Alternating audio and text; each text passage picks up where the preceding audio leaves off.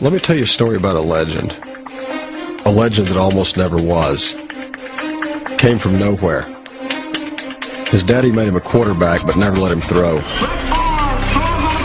Wasn't recruited for college. I really think I could play. They give me a shot. Became a star anyway.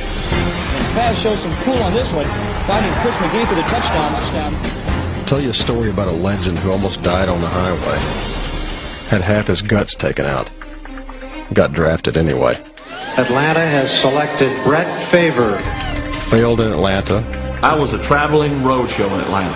Got traded. Where in the world is Green Bay? I couldn't point to it on the map. Found a home. Became the best football player on the planet. No one does it better than Brett Favre. Probably the funniest. I got some advice for y'all. Take 2 weeks off, then quit. Definitely the most dangerous. That's the best tackle of the day. Brett Favre is a hating mother. No more rocket balls, please. Married his high school sweetheart and almost lost her. It was the lifestyle or family. Got addicted, went to rehab. The best thing to do was to get some help, and that's what we're going to do. Well, he's human. Won a Super Bowl, lost another, kept on going, kept getting older, lost his daddy. Get out there and play. Are you crazy? I could see him saying that. Won our hearts. I think the legend just grew. I'm just old and washed up. Trying to hang on. Brett Favre starts his 200th consecutive game behind center. I got to see this. This Favre out here. Brett Favre. You hear people say, I would pay X amount of money to go watch Brett Favre play. It may be good, it may be bad, but I love to watch him play. That's the way I play the game. I will give you everything I got, and I will compete to the end. Stars fade away. Champions come and go. But legends, they're forever. The miracle never ceases here at Lambeau Field. Who was this guy now? How you pronounce his name?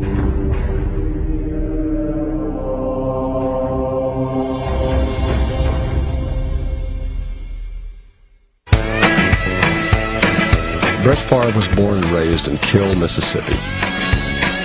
Don't bother looking for it on a map. You won't find it. He grew up on a road named after his daddy, and that's where Big Favre started his son on the path to being a legend. My dad was a football and baseball coach, and that's all I knew. From as far back as I can remember, I had a baseball in one hand, a glove in the next, and a football under my arm. My first game ever, 5th grade jamboree, 3 touchdowns running. I got in the end zone, the guy pulled my pants down. And looking back, I know that he was much tougher on me than the other kids. If you get hurt, you crawl off the field. When you can't crawl off the field, I'll come get you. It wasn't nothing for me to pick up a belt, pick a board up and wear somebody's behind out. As hard as he was on me, and at times, it was, I'd say that under my breath. I wouldn't say that to him.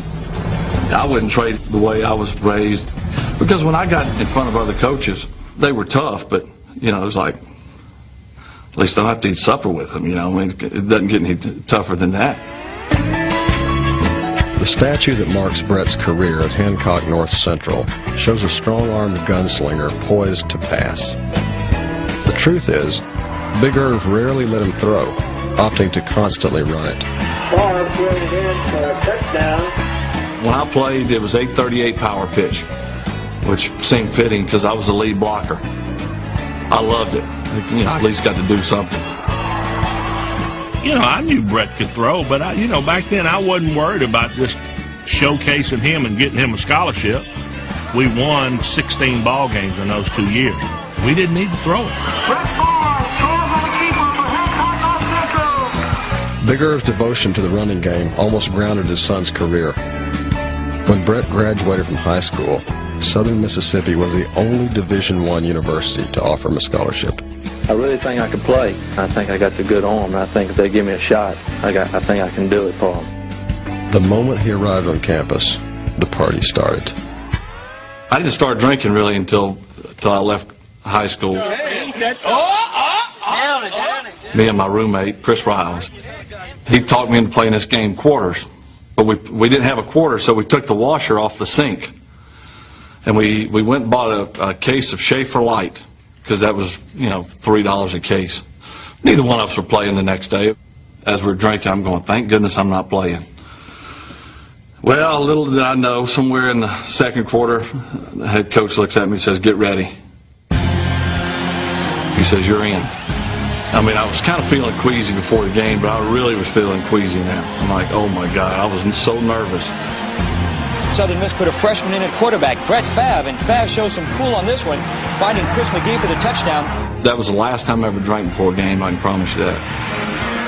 Favre led the Golden Eagles to a comeback victory and became their starting quarterback. Here's a 17-year-old boy coming into the game. He's a true freshman, and probably the most exciting thing that I've ever had happen to me when you see your own child go in a game like that and do so well. By the end of his junior year, Favre had the eye of NFL scouts and was being touted for the Heisman Trophy.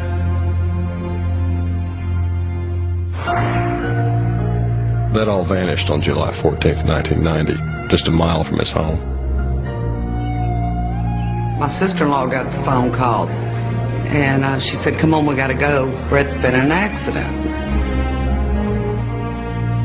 And then when I saw the car, I thought, there's no way he made it. I remember sticking a tube in my nose. I'm out wide awake, blood's gushing out of my nose.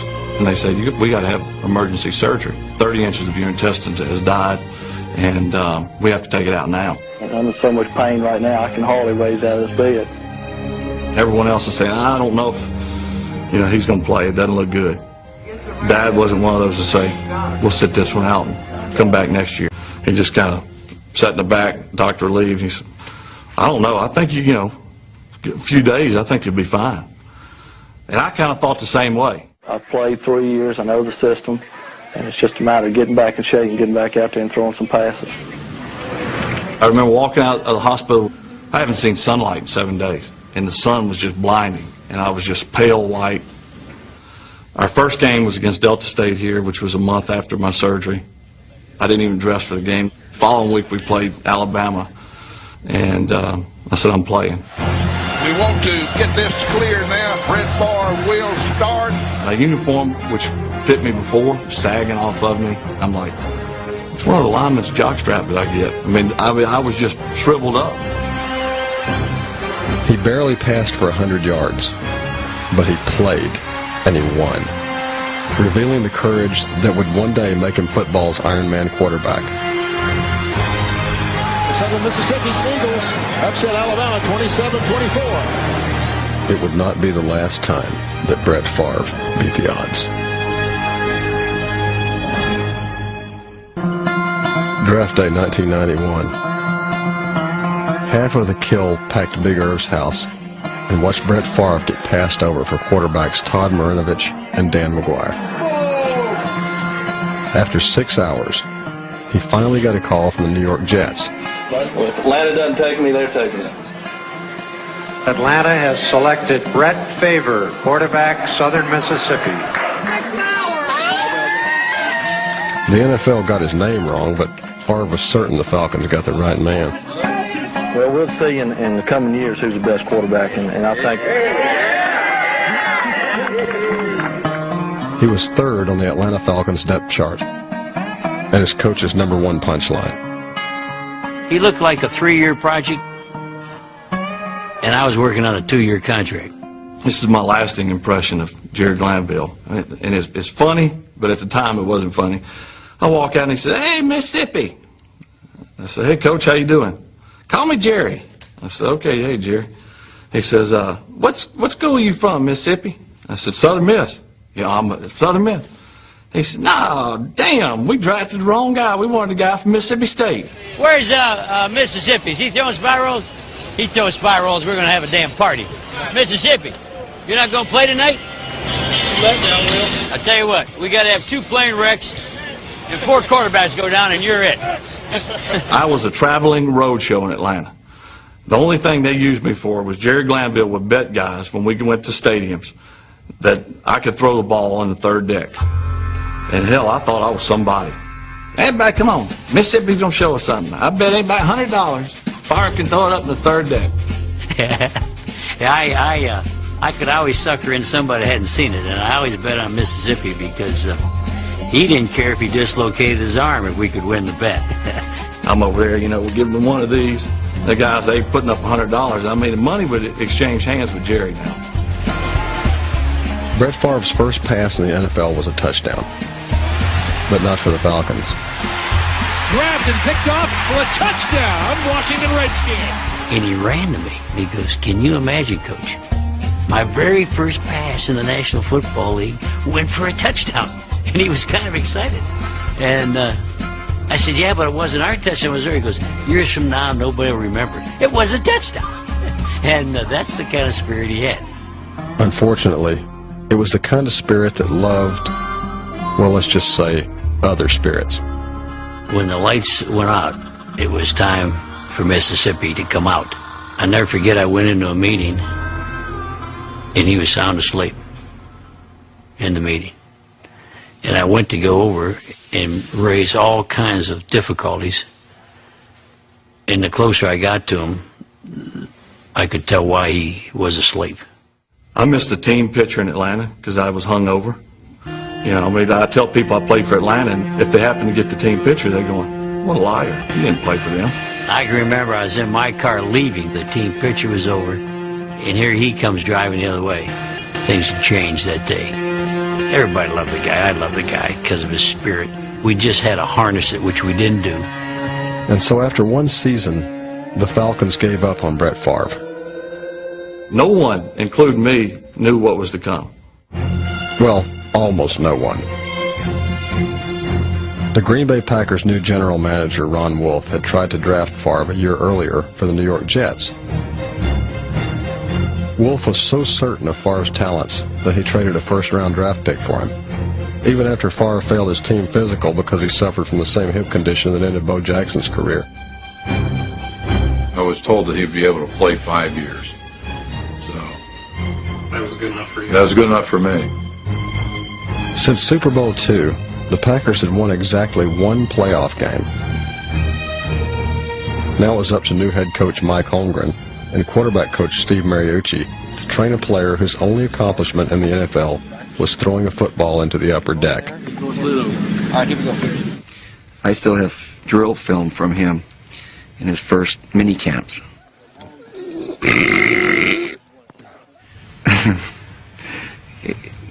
First impression, this is going to be a project. Now, he wasn't starting. Don Majkowski was playing, and so he was going to be a backup. Don Majkowski, Magic Man, had some success there. Very popular guy in Green Bay. The Magic Man had earned his nickname for his knack of making great plays. That first season, Favre's sole responsibility was to signal in the plays with fellow backup Ty Detmer. Me and Ty's over there. We're not playing, so we're going to make it tough on Majkowski. He's making up all kinds of crazy signals and dancing or, who knows what he was doing. Because we made up the signals. To me, the first few weeks, that was the most fun thing I did. And we're doing this for Texas. We're doing the lasso and all. So Mooch is over there with us and stuff. He's like, I don't think that will work. Yeah, that'll work. And when I got to play, they wasn't near as funny as they were as I was making them up. Favre's first completion as a Packer was to himself. A marked improvement over his first pass as a Falcon, but things got better in a hurry. They had to. The Packers lost their first 2 games. Early in their third, they lost Majkowski. Exit Wally Pipp, enter Lou Gehrig. I remember thinking on the sidelines, here I am, a first-year head coach. I'm never going to win a game in this league. Brett went in, and I saw some of the darndest things I'd ever seen in my life.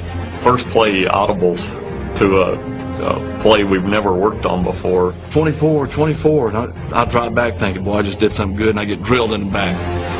Fumble. I was like, where the hell did that guy come from? I was running around and just, I think I lost 2 or 3 fumbles and could have lost 6 or 7. Let's got to get better than this, because I won't be around long. But we're in the game. Well, you got a minute 7. You still got a chance. If you score a touchdown and an extra point, you could win it 24-23. And he threw 3 of the most beautiful passes I'll ever see in my life. If you ever wondered what it looks like when a legend is born, this is pretty much it.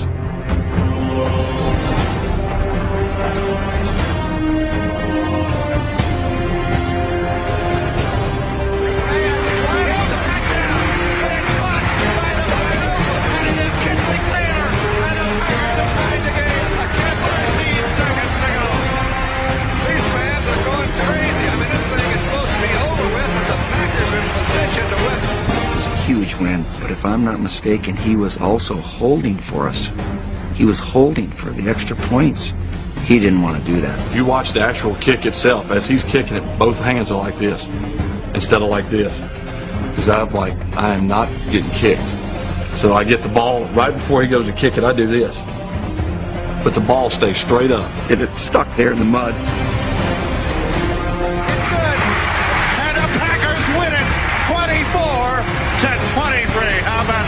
It was about as sweet a win as I've ever been involved with. And then, as they say, the rest is history. Brett has never missed a game since. Favre won one job that day and lost another. Wasn't long after that that I was removed from holding. I was willing to do whatever it would take to be a great quarterback. But I didn't know what that was. Brett Favre was one of the most gifted quarterbacks the NFL had ever seen. Wide open, touchdown. He played with a wide-eyed enthusiasm. And Darrell Thompson is tackled in the end zone by Brett Favre. Was oblivious to pressure. Well, I could sure use a hot dog with chili. And was competitive beyond reason. Brett doesn't back down from anybody. He's taking on a full-grown defensive end. But he had absolutely no clue how to play quarterback. Holy smoke. He's all over the joint here. Hey, will you settle down, please? Just settle down, nice and easy. Settle down, okay? I had as much fun coaching Brett Favre as I have any player I've ever had in my life. Why didn't he? The frustration I would have would be trying to kind of harness at times just this wild stallion. Now, are you all right? Yeah. No more rocket balls, please. Well, I was teamed up. No, I know. When you play the position, sometimes you have to live for another day. Throw it away. Throw it away. Throw it away. Throw it away. Second down 11. Quick throw, pick it off, interception. I worked hard, practiced hard. I watched film, but I had to be honest. I mean, when I first started watching film, I was just watching the game. I kept hearing our coaches talk about nickel. They're going to sub, and it's going to be nickel. Well, I just played along. Okay, you had nickels in, you know. Finally, one day I pulled Ty aside and said, Ty, what are they talking about when they say nickel? He looks at me, he goes, you're joking, right? And I said, no. I said, what is nickel? He says, well, they pull out a linebacker and they bring in a DB, passing situation. And I said, that's it? He said, yeah, that's it. I said, who cares? Favre steps up in the pocket. He flips it into the end zone. Touchdown, Green Bay. I was able to offset some of what I hadn't learned yet by my playmaking ability. And there'd be guys coming free everywhere. I'd just take off running. Behind, got away. Still, touchdown. Holy cow. Mike's over here. Great play. Okay. What am I supposed to say? Mike Holmgren tried to rein in Favre by teaching him the West Coast offense he'd run with Joe Montana and Steve Young in San Francisco. It wasn't easy. It's a tough place to get the ball. When they throw the book at you, that offense is like, oh my God. Are you kidding me? There's like 1,000 plays you could go in every game with. Red left slot. If they hug us up now, we'll go back to the backside. Don't see any ghosts out there, though. Just the terminology. 22 Texas, halfback burst. 22 Texas, and you're going, why is it called Texas? Some coach way back when, Sid Gilman, said, that play reminded him of Texas. Some girl he used to date in Amarillo, so he names it Texas. Blue, 58, 36. You're thinking, how am I supposed to remember that? It was only natural for Favre to rebel against Holmgren's authority. What do you think Mike would do if he knew I had a dip right now? You have one here? His name's Ice Capades. You got to have a little fun. We're going to get our work done, but we got to relax a little bit and have fun. You think God never farted? There's Mr. Miyagi up there on the thing on the board. Oh, yeah. Wax on, wax off. Keith Jackson. Just the other morning I had breakfast at Tracy Rocker's house. His mama brought out 15 flapjacks. He said, Mama, take back 5 of them flapjacks. I got to stay hungry for the Crimson Tide. There was no laughing off an NFL high 24 interceptions in 1993. Some people began clamoring for Favre's backup, Mark Brunell. He guns it over the left side. Make the switch. Put in the other quarterback. Come on. Wait a minute.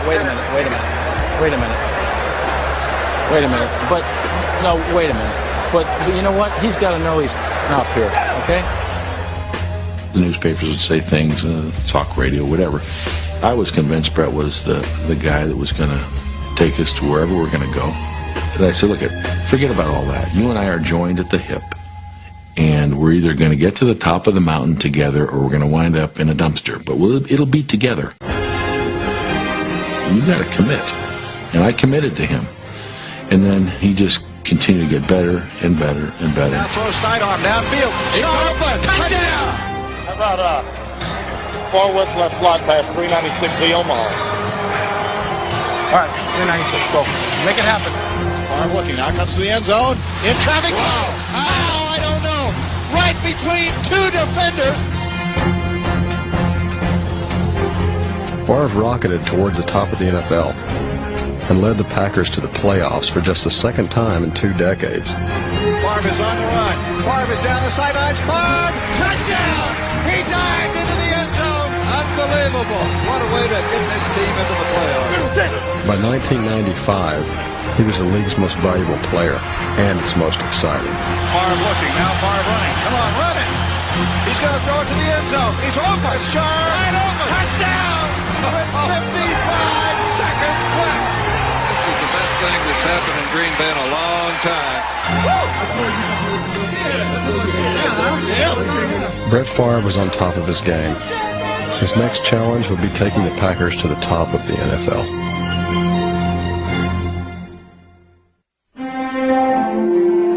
She was with him from the very beginning. I've known Brett since elementary. We always knew each other. We went to a small school. When we were in college, he used to throw to me. I don't think I realized the strength in his arm until I started catching more. There was no way I would ever tell him that, he's hurt my hand, or I think my hand was bruised the next day, but I wouldn't tell him. I just kept catching it. And then his dad says, you're throwing too hard to her. He said, she can handle it. Deanna Tynes could catch just about everything Brett Favre threw her way. They'd been together 10 years and still weren't married when she finally moved to Green Bay with their young daughter, Brittany. That's when he threw her a curveball. I think it took about a month, and I realized there was something, really strange going on, and he was staying up all night long, probably till 3 or 4 in the morning, playing on the computer, watching TV, and then he would get up at 7 o'clock and go to work. Every evening, I think I expected him to come home, take a nap, and get some rest, and he just didn't do it. He was sleeping 3 or 4 hours a night, and that's just not normal. At first, I guess it's like anyone with addiction. At first, you don't think much about it, even though you're doing it every day. Had it been affecting my play, I would have said, hey, this is killing me. But hell, I was playing great, wasn't sleeping, was practicing fine, no one knew anything. Favre's use of the painkiller Vicodin was not a secret. His addiction was. We all knew that he was taking Vicodin, and he would not miss a game. We all know that. He's got over 200 in a row. He would not miss a game. But what most people don't know, he wouldn't miss a practice. He did not want to miss a practice, not a walkthrough. His intentions were noble. It was because he wanted to be out there with his teammates every day and not let anybody down. Never took it before a game. And at first I used it for pain. And after a while I used it for recreation. And I knew that was wrong. Eventually that'll land you in jail if it doesn't kill you. By January of '96, he was taking a dozen pills a day. Then his addiction nearly did cost him his life.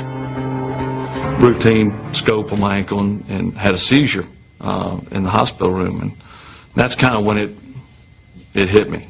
All of a sudden, he just started convulsing, and I just remember Brittany yelling, "Is my daddy going to die? Is my daddy going to die?" And that's when they decided, you need to be in rehab. It's kind of a difficult time because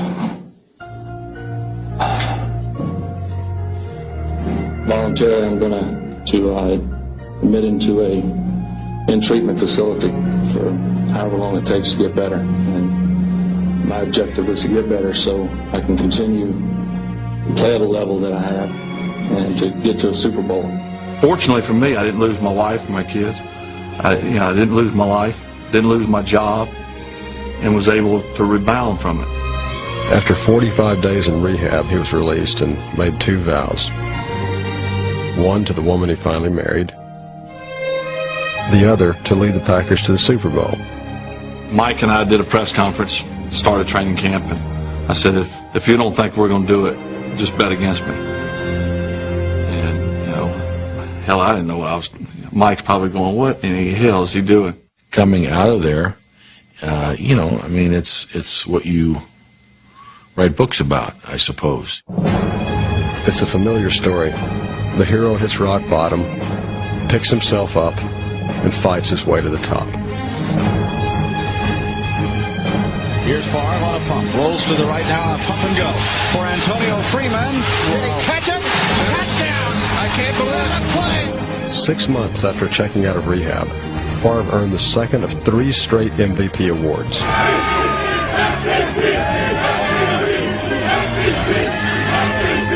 He also made good on that promise about the Super Bowl. And looking back, and I think even at the time, it seemed like the script was already written, and that's the way it was supposed to be. We were supposed to go to New Orleans, and what better place for me to play my first Super Bowl. For his entire career, his coaches begged him to stick to the script. In Super Bowl 31, it took him 2 plays to rewrite it. Appears to be changing plays at the line of scrimmage. The kid who didn't know what a nickel defense was called an audible and cashed in. Wide open. It is going to be a touchdown to Andre Rison. Rison fakes it across the goal line. Look at Brett Favre coming off the field. He is so happy.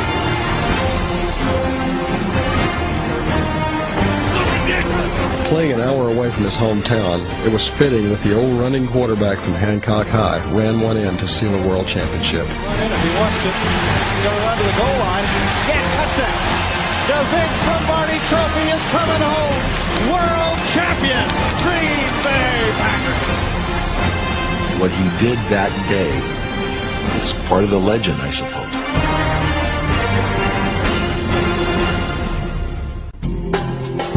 In January of 1998, Brett Favre was on top of the football world.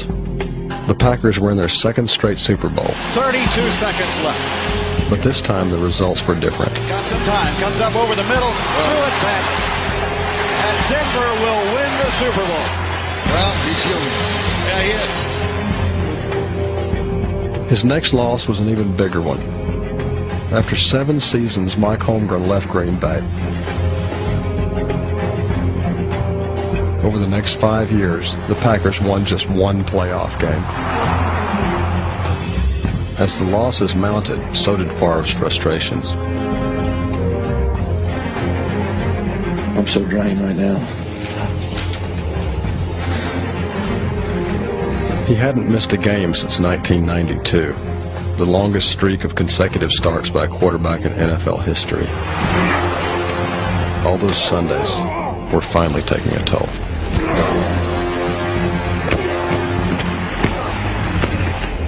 Up until a couple years ago, I never thought anything about playing with pain, overcoming injuries. The only broken bone I've ever had in my body was this past year, was my thumb. That's the first time I ever broke a bone. In 2003, Favre led the league in touchdown passes for a record-tying 4th time. A remarkable feat considering he played most of the season with a broken right thumb.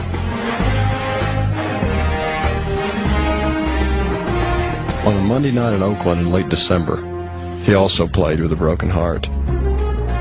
About 24 hours before the Packers were to face the Raiders, Favre was playing golf with teammates Ryan Longwell and Doug Peterson. And Doug's cell phone goes off. No big deal. He picks it up and says, "Oh, hey, Deanna." He immediately knew from my reaction on the phone that something was wrong. He gives me the phone, and it's Deanna. I'm like, right away, "What is it?"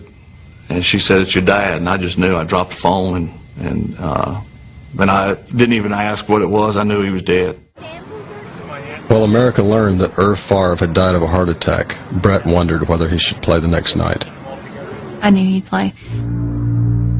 Because I knew right away his first thought was he probably could hear Irvin in his head, "Don't you give up, don't you quit." And I wasn't going to let him quit. You get on that field tomorrow night and you do what you have to do. This is business. Take care of business. He knows when to be business, and he knows when to play. That's what his dad would want him to do, play football. That's what he lived for. When you can't crawl off the field, I'll come get you. And I could see Big Irv standing over there going, "Brett, you're going to play. You're not coming off the field. I don't care. You're going to play." I mean, there's no doubt about it. Of all the guys whose fathers were coaches, I mean, there's no doubt that he get your ass out there and play. Are you crazy? I mean, I could see him saying that. I suggested, since so many of his teammates were concerned about him, that we walk down to the team meeting together, and on the way down there, he asked if he could speak to the team.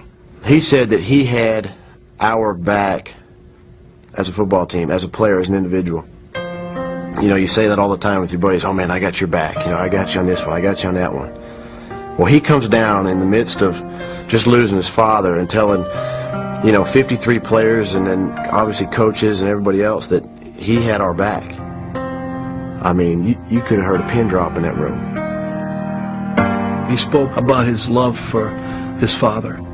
He talked about his love of his teammates, and then his love of his profession, how much he loved football and wanted to play in the game the next day, and was going to give the guys the very best he had. I remember walking across that field to get to our executive box, and one young kid, and he had a couple beers in his hand, yelled out, "Mrs. Favre, Mrs. Favre."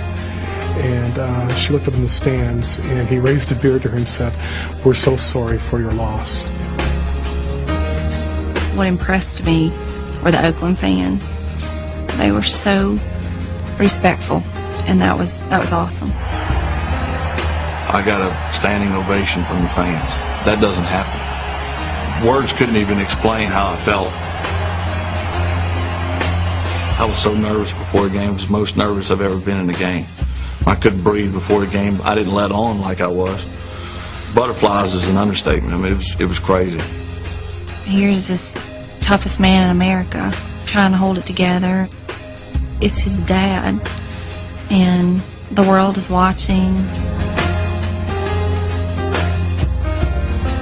I was so worried that I would lay an egg in that game. And I think people watching would say, "Hey, it's understandable. His father just passed away." I didn't want that. I wanted to leave that game and be proud of the way I played, and want him to say, "Hey, you played well." Favre takes, looks to throw, guns the left side of the end zone, and it's diving grab caught in the corner of the end zone. What a throw by Brett Favre. I go out and hold for the extra point, so I'm one of the first guys out there to greet him, and you could just see he was thinking about his father, and he probably in the back of his mind said, "That one was for you." I had tears coming down my eyes as I was running out there, and I look over at Doug to nod to say we're ready for the kick, and he had tears coming down his eyes, and this is why we're on the field kicking an extra point, so it meant a lot to us to have him succeed to the level he did. Favre responded to the worst moment in his life by playing the greatest game of his career. He threw for 399 yards and 4 touchdowns. Down the middle, going for Walker. Leaping grab end zone, touchdown! Brett Favre is on fire tonight.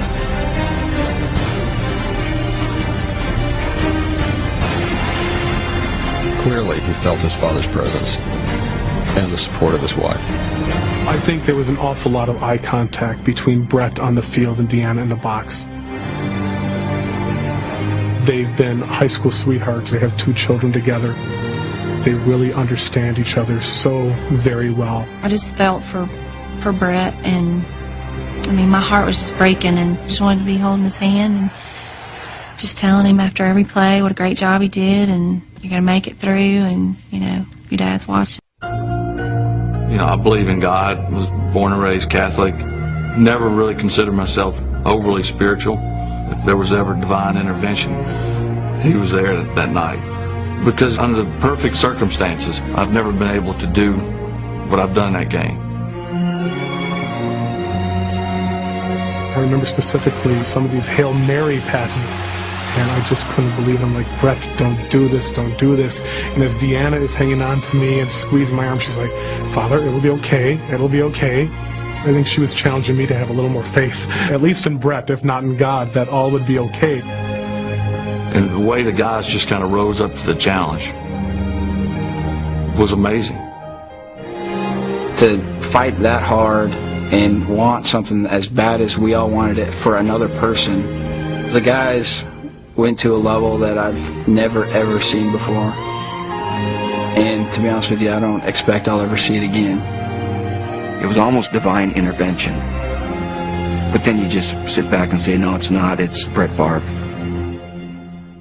You'd get so excited, and then you'd cry. You know, it was just such an emotional seesaw, I guess you'd say, up and down. But I guess you live through it, you know.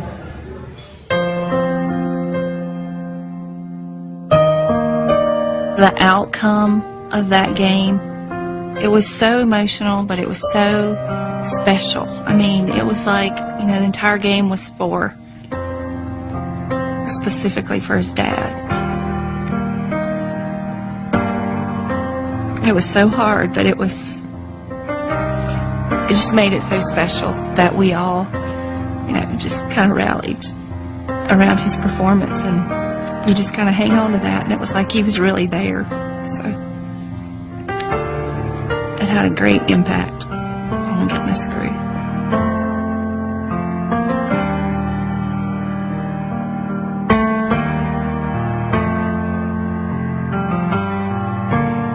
I just told him, you're my hero, and, you know, I've never seen anybody play with that passion, and I'm so happy for you and proud of you that, you know, you got to do this. I believe I told him I thought his dad would be proud of him today. Irvin Favre was laid to rest on December 24th in Pass Christian, Mississippi. Brett did not speak at the service. He'd already honored his father the best way he knew how. I do not have to give a eulogy for Big Irv.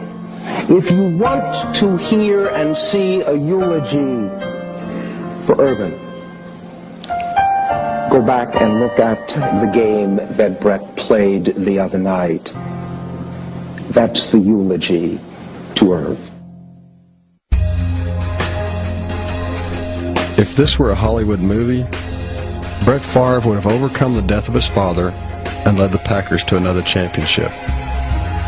But this wasn't Hollywood. It was Philadelphia. 2 games short of the Super Bowl, Favre threw the interception that ended the Packers' 2003 season. It's a shame for our team to end the season losing, but it's a shame for me to walk away off that field knowing that all the things I'd been through that season, that it ends this way. But if I had to do it all over again, I wouldn't change not one thing. I'd break my thumb again. I would bring my dad back, but I would play the game the same way. If anybody ever earned the right to ride off into the sunset, it was Brett Favre. But in 2004, the Packers started 1-4. His brother-in-law died while riding in an all-terrain vehicle, and his wife was diagnosed with breast cancer. I've never found myself saying, why me or why us? It takes too much time, and it doesn't matter anyway, because it is what it is, and you deal with it the best way possible.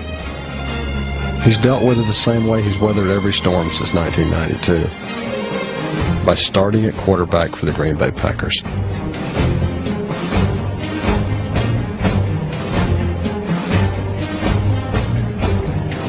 The object is you got to play the game, and he loves the game, and he plays it. And that's Brett Favre. He's going to play. Ron, thanks for giving this old redneck a chance in the frozen tundra. Your other son, Brett. That's the inscription hanging on Ron Wolf's wall, right above the signatures of the greatest Iron Men in American sports history. Cal Ripken Jr., Lou Gehrig, and Brett Favre. The man who couldn't pass his physical 13 years ago has now passed for nearly 50,000 yards. That was one magnificent throw by Brett Favre. Boy can still sling it, can he? Good evening, everyone. History tonight. Quarterback Brett Favre starts his 200th consecutive game behind center. He has resurrected the Packers from a difficult 1-4 start, overcoming personal tragedy and injury to lead Green Bay back into playoff contention. For his 200th start, his 132nd win, Brett Favre, come on up there.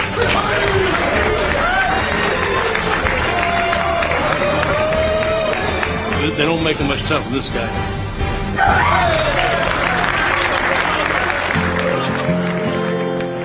Since the day he replaced Don Majkowski, the Packers have won more games than any team in the NFL. Along the way, Brett Favre won the respect of everyone who ever watched him play, even his old man. Brett's gone through a lot of ups and downs, but the big thing is Brett's always found a way to overcome all the downs that he's had to go through. You know, it makes me happy to know that somebody out of my household and a kid that I coached and happens to be my own child has accomplished so much.